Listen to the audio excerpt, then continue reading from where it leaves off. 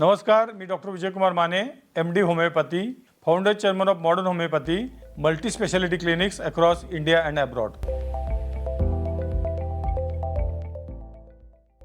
Chronic kidney disease या आजारामध्ये packaged food खाऊ नका, घरातलं जेवण खा. तुमच्यासाठी ते स्पेशली बनवलं पाहिजे. आणि सगळ्यात महत्त्वाची गोष्ट म्हणजे तेलाचं प्रमाण कमी करा. जेवणातलं तेल एकदम कमी करायला पाहिजे.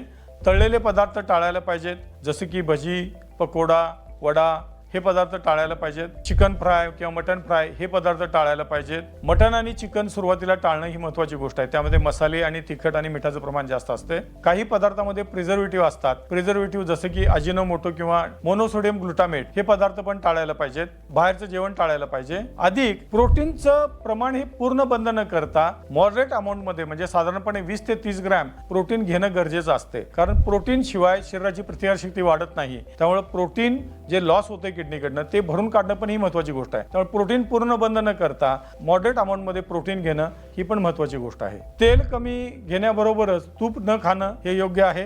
लघवी जितकी होते तेवढंच पाणी पिणं पण महत्त्वाची गोष्ट आहे. जर आपल्याला 1 लिटर लघवी होत असेल तर पाणी साधारणपणे 1100 ml 1200 ml प्यायला पाहिजे. काही पाणी हे घामातून जातं, काही संडासमधून जातं आणि उरलेलं पाणी मग लघवी होते. म्हणजे मग शरीरामध्ये पाणी साठणार नाही किंवा आपल्याला दम लागणार नाही किंवा तो कमी होईल.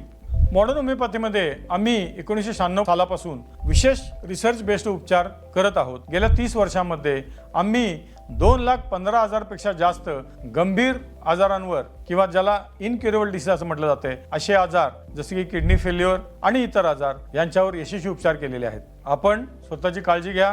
काही लक्षण दिसली तर न घाबरता आमच्याशी संपर्क करा आणि निरोगी आयुष्य जगा.